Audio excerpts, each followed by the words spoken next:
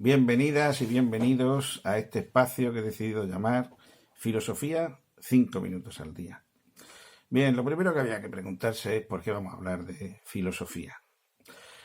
Porque de hecho, si uno lo piensa, la palabra filosofía tiene un halo de cosas rancias, de cosas de gente muy sesuda, muy mayor, gente que se encierra en su casa a pensar y a soltar ideas que sirven solo para rayar la cabeza, como dicen mis alumnos, y que están muy alejados de la realidad. Bien, pues lo primero que hay que decir es que eso es falso. La filosofía surge de la pasión. Todas las filósofas, todos los filósofos han sido jóvenes apasionados o mayores apasionados. La edad no ha sido impedimento para que sean apasionados. ¿Apasionados en qué?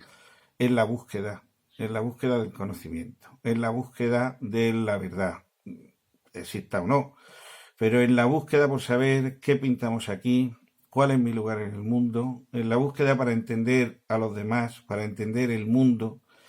Esa pasión es la que ha movido a la filosofía. La prueba está en que ya Aristóteles lo dice, fijaros si Aristóteles sabía de esto, dice ya, los primeros que filosofaron lo hicieron al quedarse maravillados ante aquello que desconocían. Bien, hemos dado una característica a la filosofía, la pasión. Sin pasión no hay filosofía, ¿vale? Del mismo modo que hay muchos poemas pero poca poesía, hay mucha literatura sobre filosofía, pero filosofía de verdad tampoco hay tanta, porque necesita esa pasión detrás para llegar al corazón de las cosas. Bien, y la segunda característica, aparte de la pasión, sería esta que indica ya la frase de Aristóteles. Los primeros que filosofaron fue a través del asombro, a través de la maravilla de aquello que desconocían, lo cual quiere decir que una de las premisas de la filosofía es asumir la propia ignorancia. Esto además os sirve de criterio para distinguir cuando alguien ha leído algo de filosofía o tiene interés o al menos se interroga de un modo filosófico y cuando no. Toda esa gente que tiene respuestas absolutas, esa gente dice, yo esto de Cataluña lo arreglaba, yo esto de la crisis acababa con ello, yo aquella esa gente que tiene la verdad atada al mástil de la bandera de su casa, esa gente no ha hecho filosofía, porque la única bandera de un filósofo o de una filósofa es el signo de interrogación. Esa es la única bandera que podemos cogernos. Uno no busca si no sabe aquello que le falta. ¿Qué ocurre? Que las preguntas de la filosofía, claro, la manía de hacer preguntas cómoda no es. Que se lo digan al pobre Sócrates, que fijaros cómo acabó bebiendo cicuta y teniendo que morirse el pobre. Las preguntas de la filosofía te suelen dejar solo. Te suelen dejar solo frente a qué? Frente a las ideas comunes, frente a las tradiciones, frente a las afirmaciones desde el poder, frente a lo que la gente en general suele creer.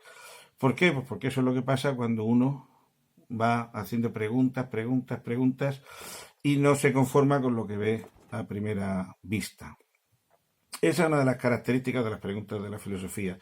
Y otra de las características de las preguntas de la filosofía es que no llevan la respuesta detrás como la cola de un cometa. ¿Por qué? Pues porque las preguntas de la filosofía son las preguntas que se ha hecho el ser humano desde el principio de los tiempos. Las que se hacía Platón o Aristóteles nos las hacemos nosotras y nosotros.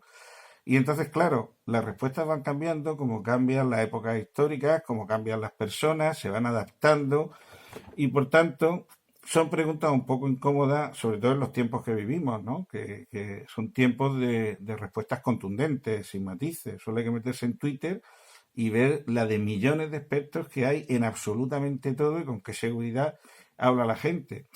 Que por otra parte, yo no digo que eso no esté bien, o sea, decir lo primero que se te pasa por la cabeza, tenga fundamento o no, pero con cierta seguridad, pues te puede llevar, yo qué sé, a ser presidente de los Estados Unidos, por ejemplo, ¿no? O sea, que no es que sea una mala actitud, pero a lo mejor no es la más inteligente.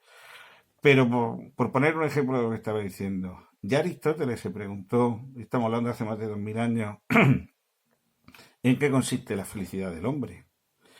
¿Os habéis preguntado vosotras y vosotras si sois felices? ¿Os habéis preguntado en qué consiste la felicidad para vosotros y vosotras? ¿Os habéis preguntado si estáis donde queréis estar ahora? ¿Si esta es la vida que queríais?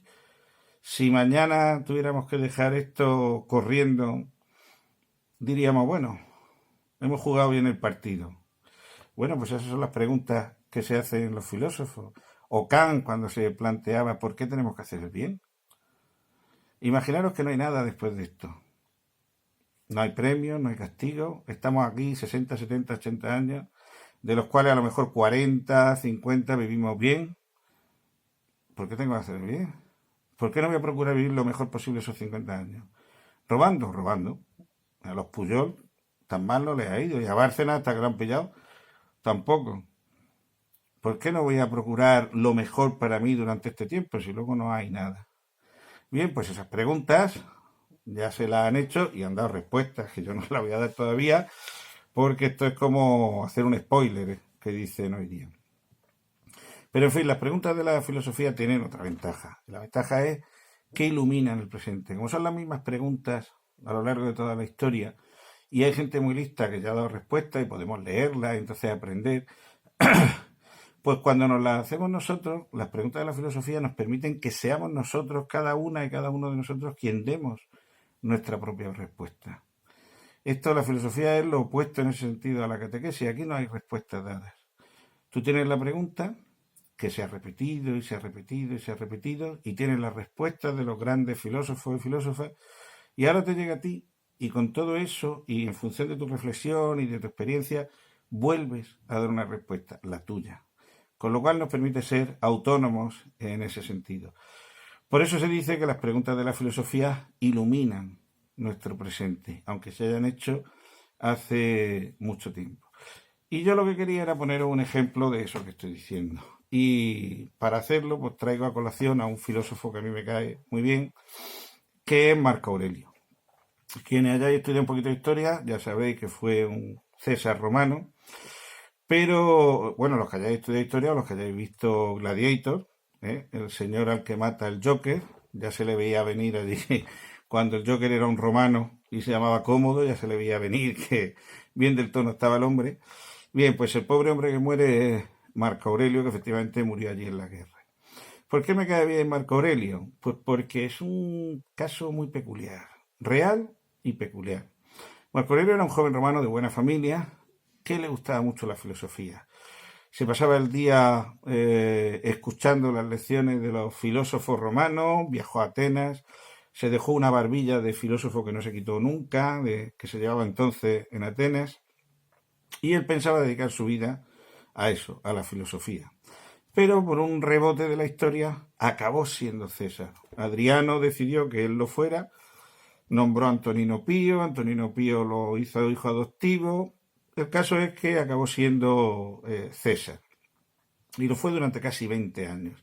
En una época muy complicada, se pasó media vida peleando contra los germánicos allí en el centro de Europa, pasando frío, lluvia, barro, para mantener las fronteras del imperio.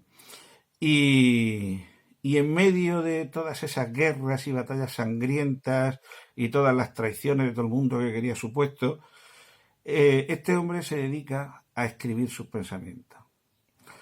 Si pensáis, es uno de los 5 Césares buenos que se llaman. Si pensáis lo que era ser César en aquella época, o sea, era tener el poder absoluto. La prueba es que solo de 5 se dice que son buenos. El resto, pues ya sabéis, acordaros de Tiberio, acordaros del propio Cómodo, hijo de Marco Aurelio, acordaros de Nerón, acordaros de Calígula, en fin, una gente con la que mejor no tomarse una cerveza. ¿Por qué? Porque el poder absoluto corrompe absolutamente y los césares lo usaban fundamentalmente para disfrutar, para satisfacer sus propios placeres.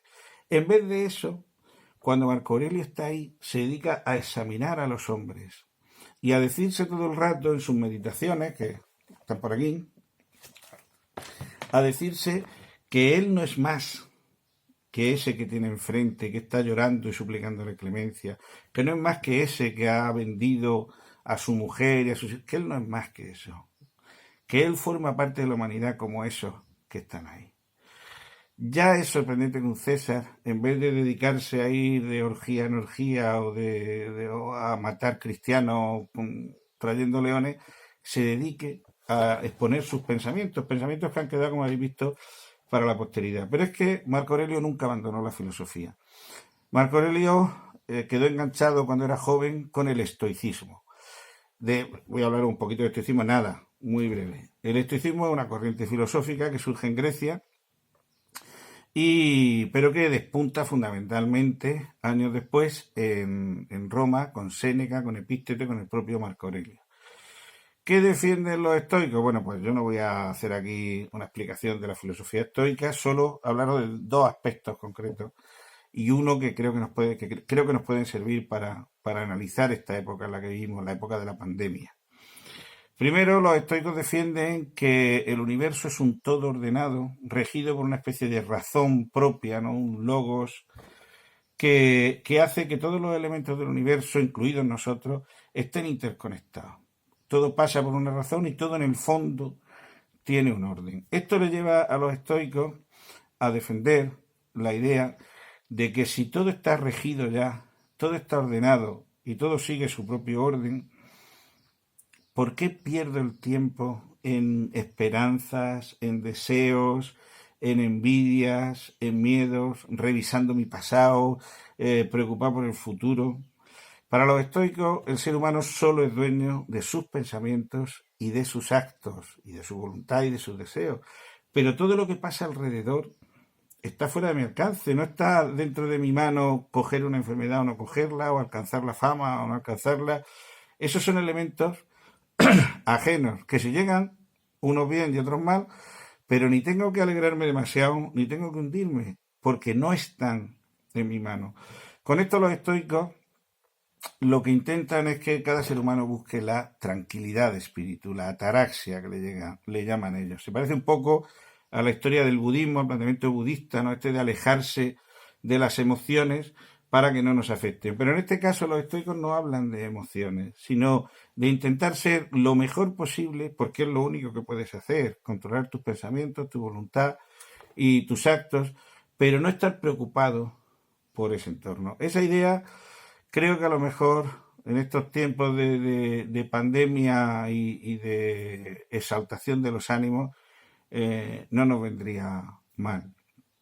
Y por otro lado, otra de las ideas muy interesantes de los estoicos es la idea de la comunidad de los hombres. Los estoicos defienden que no pertenecemos a un territorio o a una cultura, que la pertenencia de los hombres es la humanidad, es el resto de los hombres, que todos los hombres formamos de alguna manera una unidad, que estamos vinculados por la razón y por el hecho de pertenecer a la estirpe humana. Ese es nuestro patrimonio, esa es nuestra patria real.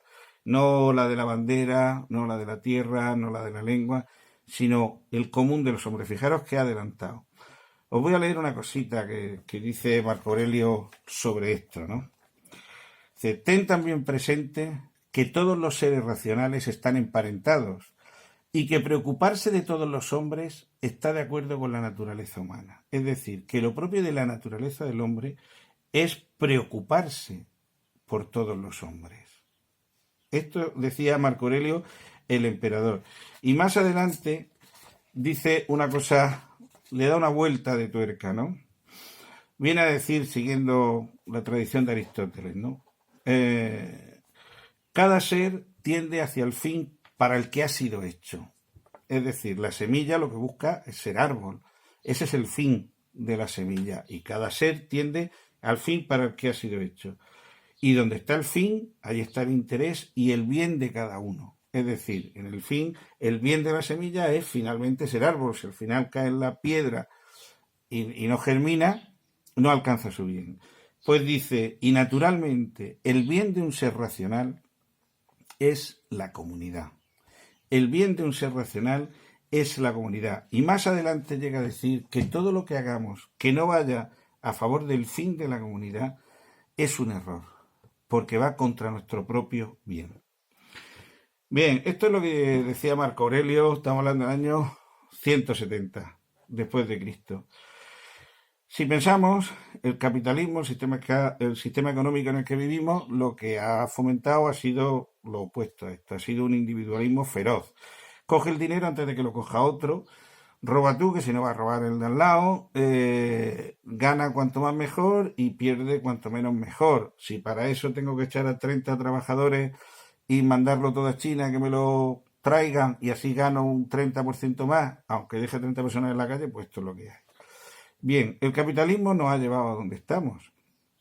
No digo que no tenga su razón de ser, es decir, el individualismo, cuidar de uno mismo, parece lógico, ¿no? Preocuparte tú por ti mismo. La pregunta que yo os quiero dejar es, bien, entre ese planteamiento capitalista y este planteamiento de Marco Aurelio, a lo mejor hay que plantearse con cuál de los dos podemos salir de aquí. No es ninguna pregunta. Este planteamiento de Marco Aurelio luego siguió, lo retomó Unamuno cuando decía soy hombre y en tanto hombre nada me es extraño, ¿no? Esa idea de que el resto de la humanidad, lo mejor y lo peor de la humanidad no es más que un reflejo de nosotros mismos, que formamos parte de esa humanidad, es muy interesante. Y que trabajar por el fin de la comunidad de seres humanos, lo propio de la naturaleza humana, me sigue pareciendo una idea interesante. No sé a vosotros. Yo dejo ahí, cada uno puede decir, bueno, sí, estas son palabritas, pero lo mejor es que cada uno se cuide a sí mismo, ¿no?